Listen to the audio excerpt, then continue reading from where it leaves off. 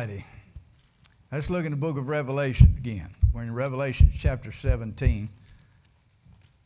And tonight we're going to be looking at the beast and his allies and verses 11 through 18.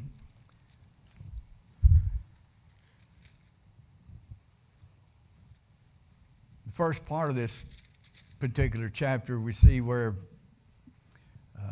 John is going to be given a great deal of information. He's going to be shown a lot of things. And when we get down here to verse 11, we see where John is being taken by the angel in the spirit. He's been shown a vision of God's judgment that's coming. He's been taken off into a wilderness, and there's no better place to emphasize judgment than you get to a wilderness in the Middle East. You know, the most beautiful areas of all the Middle East is in Israel. When you get out in the deserts, man, it is desolate, it's bare, nothing around. And what John sees here is the judgment of God coming upon the great harlot, this woman, the blasphemer, it's really the one world religious system that God is going to be judging, and that's what John sees happening. And it's just referred to as Babylon because Babylon, the city and this empire, was known as one of the most evil empires that's ever been. So when you see this word Babylon, as it refers to the one world religion or the one world system that we're going to have, which is already in progress of being built, you can understand the wickedness that God is seeing, and the reason God is bringing such tremendous judgment is because of the wickedness and the evil that's going on. When we get to get to verse 11, here we see the beast, which the beast that he's talking about here is the Antichrist. And this beast is clearly identified as the eighth king that's coming. And in verse 11, he says, the beast that was and is not is himself also the eighth, and is of the seven, and is going to perdition. This beast is of the seven, and he's an eighth. He's not the seven, but he's of the seven as in the sense that he shares the characteristics of all of the previous empires, but his fate has been declared. His fate has been set by God himself, and his fate is perdition. As we discussed last week, perdition is that final judgment. That's the place where there is no return. This is where he is going to be spending all of eternity. Now, this final punishment is also described as the place of destruction. Now, it's not that he's going to cease to exist, but that there's no change coming. It's going to be an eternity of absolute separation from God, except for the sense that he's going to know God exists. He's going to know his predicament. He's going to suffer with that for all eternity, and he can't do anything about it. He won't have the opportunity to fight against God or fight against the saints. He can't do anything to interrupt God's plans. He's going to be that way for all eternity, and all those that follow him will be the same way.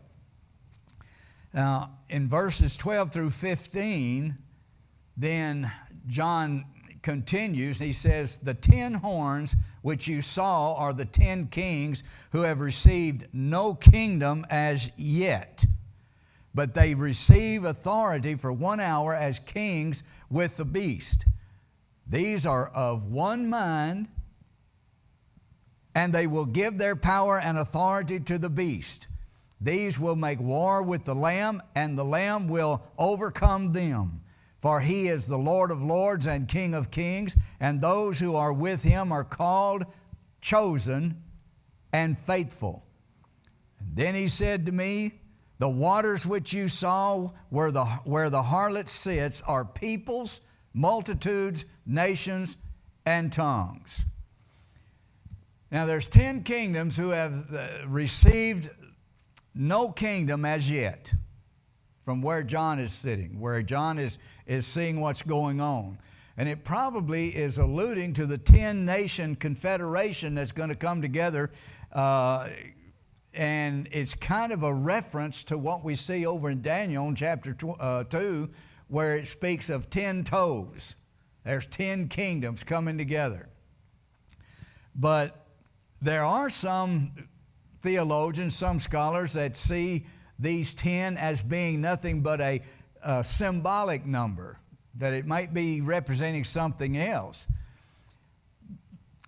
And there are 10 kingdoms that is going to arise out of the fourth great kingdom there. And we see that back in earlier in Revelation. Now, these 10 powers, some think is alluding to European powers. They're going to come together. They're going to be in concert with one another, and they're going to be subjugated to the Antichrist or anti-Christian power, and they're all going to come together to make war against Jesus Christ. Well, we know what the outcome of that war is going to be, because this is what God is revealing to us, that we have no worry about it, but the people who do not know Christ are going to be suffering through all of this. Now, the precise number and the form in which these 10 are going to take place are not given. The changes, there are some changes going to have to come about if the number is exactly 10. Now, a lot of people thought at one time that these 10 nations, the powers that were going to be established by the Antichrist and all that, was the European Union. You remember the European Union got started back in, what was it? Goodness, I can't even remember when it was. I know it's been a number of years ago. It was, yeah, and actually the early parts of it was the European Economic Community. And they started that back during, right after the war, sometime back in the 50s. Back then, there was only 6 nations. There were 6 European nations that got together, and they wanted to start this I guess, to increase their power. They never gave up autonomy or power of the individual nations. They just created this European economic community so that they could share in their nuclear powers, they could share in the financial powers, they could share in trade and that sort of thing with a lot more ease. The European Union, I guess, could possibly be the foundation of what is going to be that one world power or one world government. But if we're going to stick with the number 10, it's going to be the 10 nations that's going to be a part of it, then the European Union can't be it, because there's 27 countries that are a part of the European nation or European community now.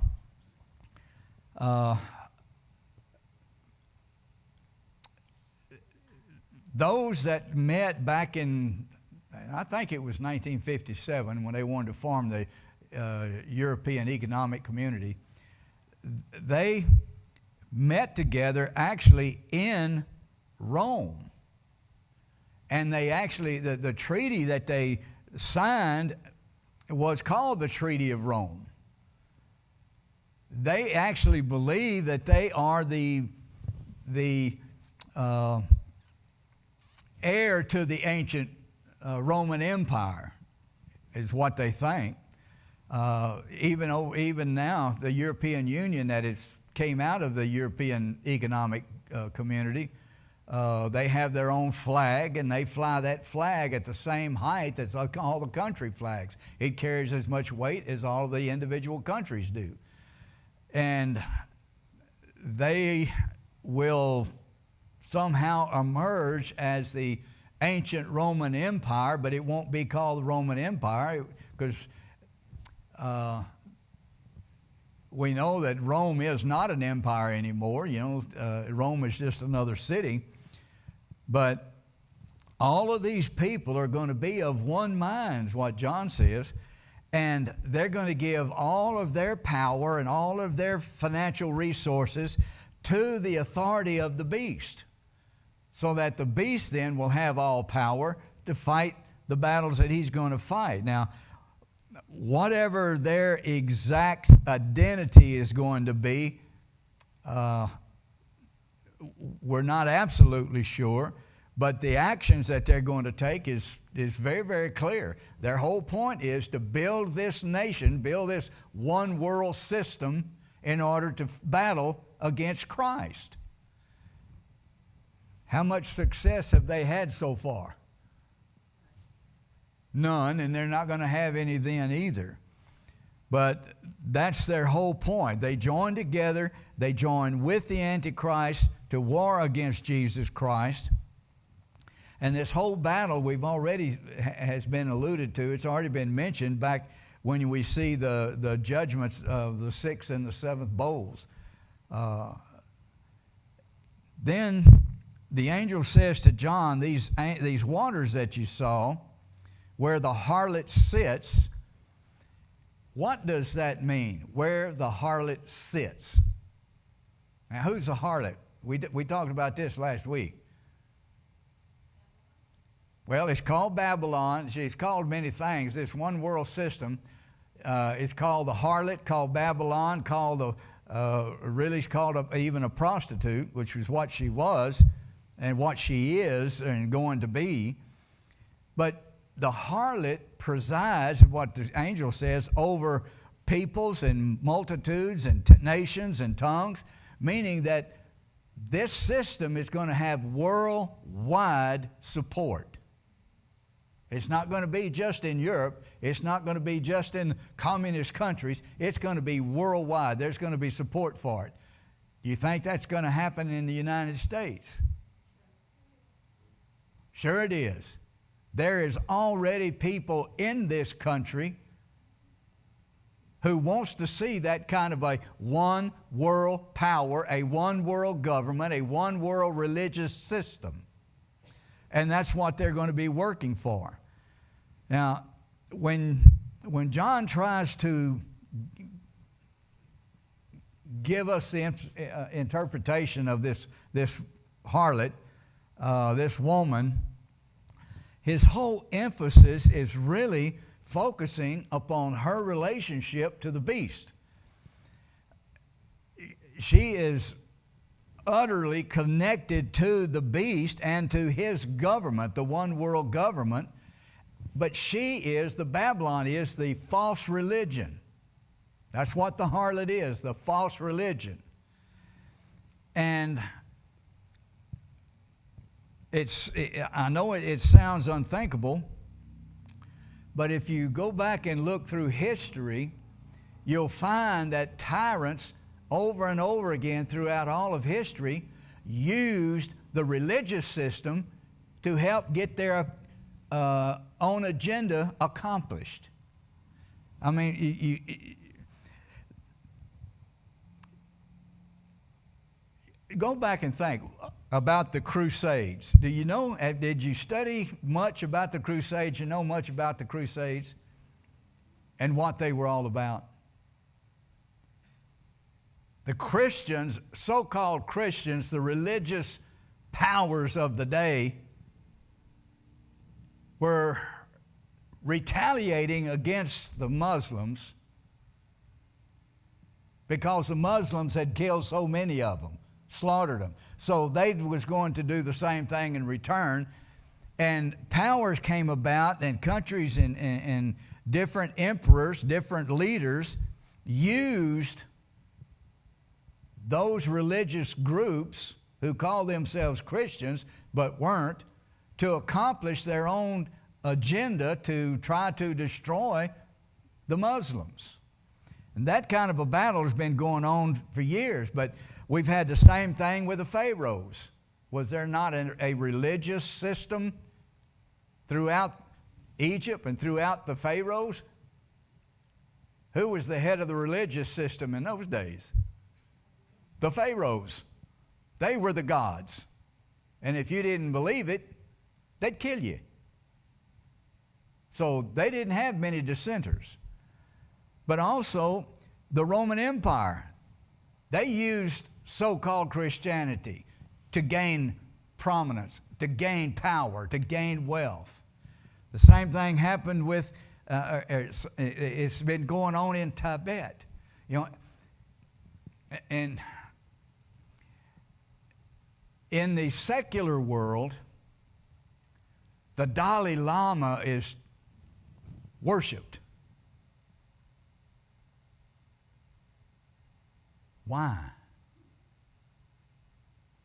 And the Dalai Lama is the one that wields the power in Tibet. We have the same thing going on today, and has been going on for hundreds of years, in Iran and Iraq. Who is it that actually has the power in Iraq? It's not the premier. It's the Ayatollah. He's the religious head of Islam in Iraq. And he's not, he doesn't live forever. So I have a new one every so many years. But still, the Ayatollah that comes to the leadership of Muslims, of Islam in the nation, he's the one that actually has the power as to which direction that nation is going to go. It's the Ayatollahs who have declared the destruction of Israel. And Iran's military, and they follow along to do whatever he says.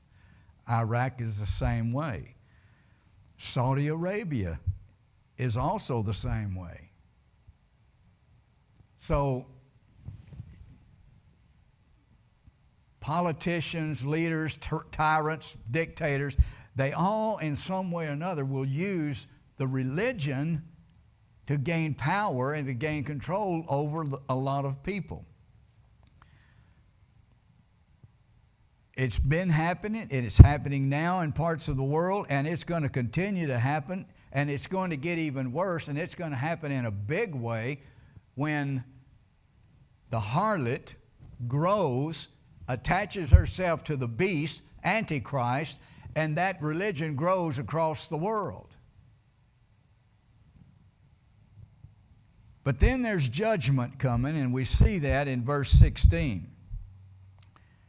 In verse 16, here's where the Antichrist actually, and his allies actually turn on the religious system, the harlot.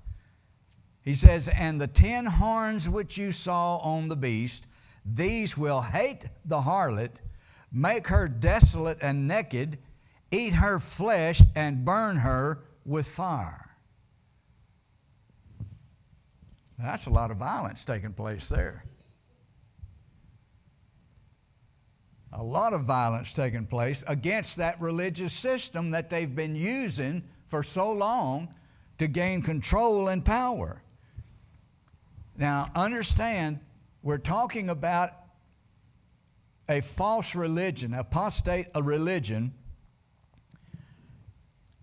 because even this apostate religion discovers the true nature of the beast. Up until this time, the religions of the world didn't realize the evil that Antichrist is. Ultimately, though, Antichrist is not going to tolerate any worship of anything or anybody but himself. And all these religions of the world who are worshiping Allah, or worshiping the Buddha, or worshiping any other god, are not going to be tolerated. And so they're going to turn on them. And Paul wrote about it in 2 Thessalonians. In chapter 2, in verse 3 and 4, Paul wrote, he said, the son of perdition, that's Antichrist, that's Satan, who opposes and exalts himself above all that is called God or that is worshiped, so that he sits in the temple of God, showing himself to be God. That's what's going to transpire. After he gains so much power, so much wealth across the world, then he's going to turn on that religious system and start killing the leadership that oppose him and to set himself up to be worshiped in the temple. What temple? The temple in Israel, the temple in Jerusalem. That's where all of this is going to come together. Once his power is consolidated, then he don't need these religious leaders anymore. He has absolute power, and so he's going to get rid of them. He'll dismantle the religious systems, or he will just flat destroy the religious system, this one world religion. That's basically been the role and the agenda of every tyrant, every dictator that's ever come along. They'll use anybody they can, and why would they choose to use a religious system to gain power and authority? Yes, ma'am? Yes, it is. These people have already got a belief, and if he can convince them that he's even better than their belief, they'll follow him. Which that's what they're going to do. So they'll use the religion for their own purpose, and he will do that, and then discard it. Just like that's happened. Hitler even did that. Stalin did that. Even the Chinese did that. That's how they gain control of the people. And then in verse 17, what John says, and he doesn't say it in a direct way necessarily, but he tells us that God is ultimately directing all of this. Everybody thinks they're doing a role, or they're fulfilling a role, and they're accomplishing their own plan. But they're not. That's one of the reasons why we can't allow ourselves as Christians to get too wrapped up in all of the political flurry and all of the different things that go on and what leaders do, whether it be the President of the United States or the President of Mexico or Russia or any other country. There's not a leader in position today that God didn't allow to be there, or that God didn't put there. Well, God would never put such an evil guy like Putin in power. Who says? Where's that written in God's Word? He puts people in power to accomplish His will and His plan, not ours, and not even theirs.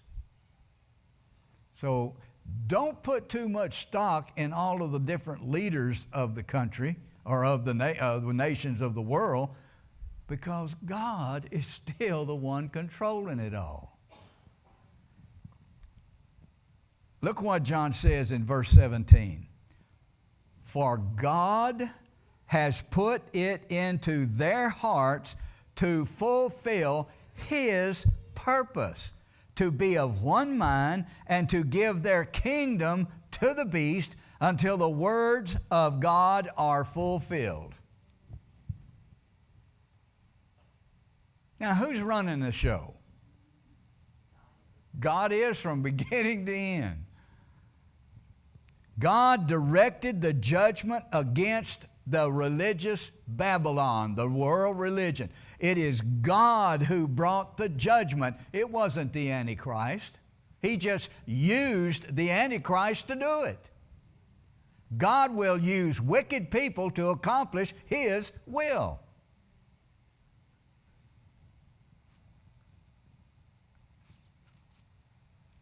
He's going to be using a wicked group here, these 10 kings, to be His instruments of judgment against another wicked group, wicked Babylon. So He used one wicked bunch to punish another wicked bunch. Isn't God funny? The way He works sometimes. He will actually ordain the political support of these 10 nations, these 10 governments, these godless ones, to support the Antichrist. And then the Antichrist is going to turn on everybody. This world power, it seems to be performing the will of the beast, but the fact of the matter is it's performing the will of God, because the will of God is what's directing everything in the first place. That's like crucifixion. Yeah. And yeah. They thought they were destroying God. That's what they think. Yeah. But it's a false religion that God is destroying. And He's just using them to do it. It's amazing the way God works. And I like this phrase, the words of God. The words of God are the words of God are actually His denunciation against those who trust the world, those who are following the world system, those who are supporting the world system. The words of God denounce them. They're going to have judgment coming upon them. And then he says in verse 18, the great harlot is actually identified with Rome. He says, the woman whom you saw is that great city which reigns over the kings of the earth. Now this is a little bit difficult because he's looking back, or actually not looking back so much, because in John's day, who was the world power? Rome was. Well, he's telling John, just look at the world power today, and there's a world power that's coming at the end that's going to be just about like it. But Babylon, the reference to Babylon is the world system of religion that is always against God. It was in the days of Babylon. It'll be in the days of the world religion referred to as Babylon. They've always been against God.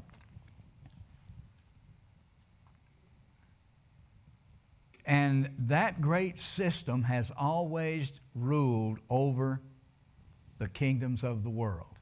I got to thinking about that, and I said, well, no, man, America is a Christian nation founded on Christian principles. Well, it's a wonderful thought, but there were 56 signers to the Declaration of Independence that wanted independence. They were not all Christians. Thankfully, Christians had the influence in those days that people honored the 10 Commandments, people honored the Bible, as a revered book, as a book of God, and they would follow many of the things of the book. And we were founded, and you look, you read the Constitution, you read the Declaration of Independence, you get the sense when they recognize there was a God, there is a God, but they had different ideas about what this God was and who this God was. But they still adhered to and signed off on using the Bible as the primary book to establish laws. But this country is, you can't say this country was ever, quote unquote, a Christian nation. It's been influenced by Christianity since it was conceived. And that's because that's the way God designed it.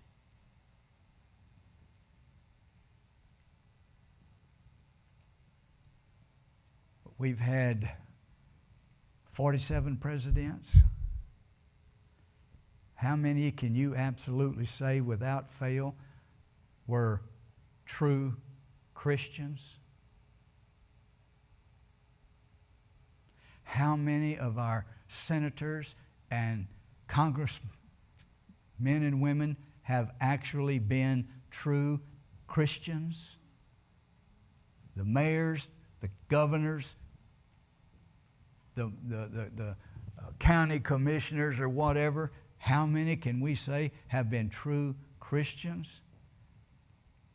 For the most part, all governments of the world have been powered and pushed and sustained by false religions.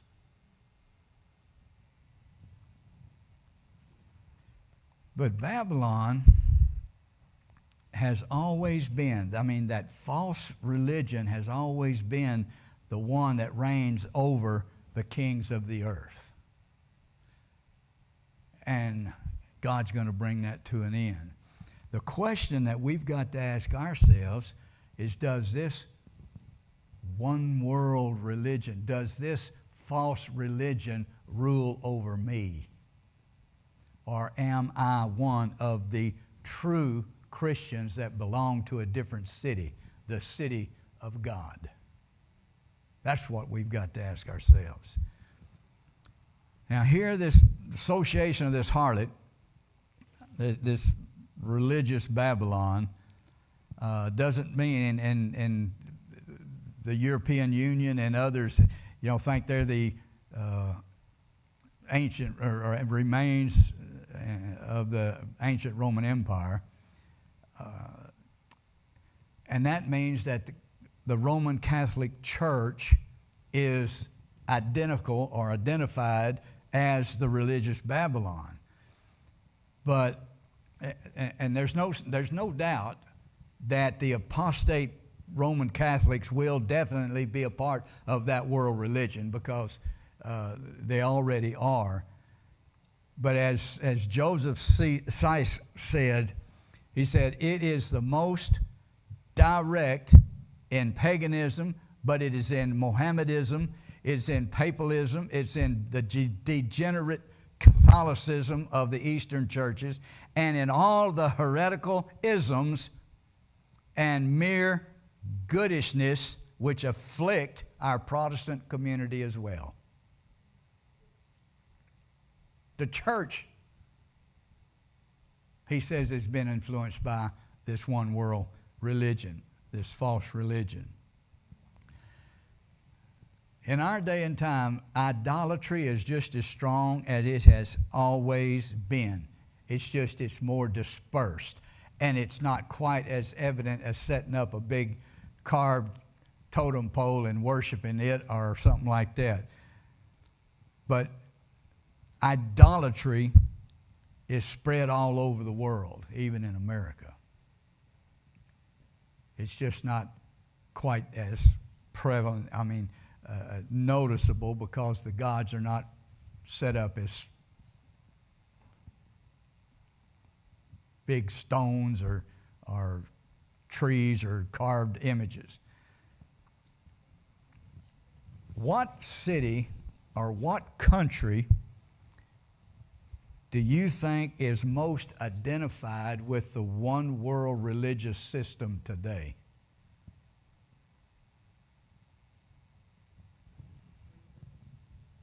Could it be Great Britain? Could it be Washington, D.C.? Could it be Los Angeles? Could it be Rome? Could it be Hollywood? Could it be Iran? Or could it be Jerusalem?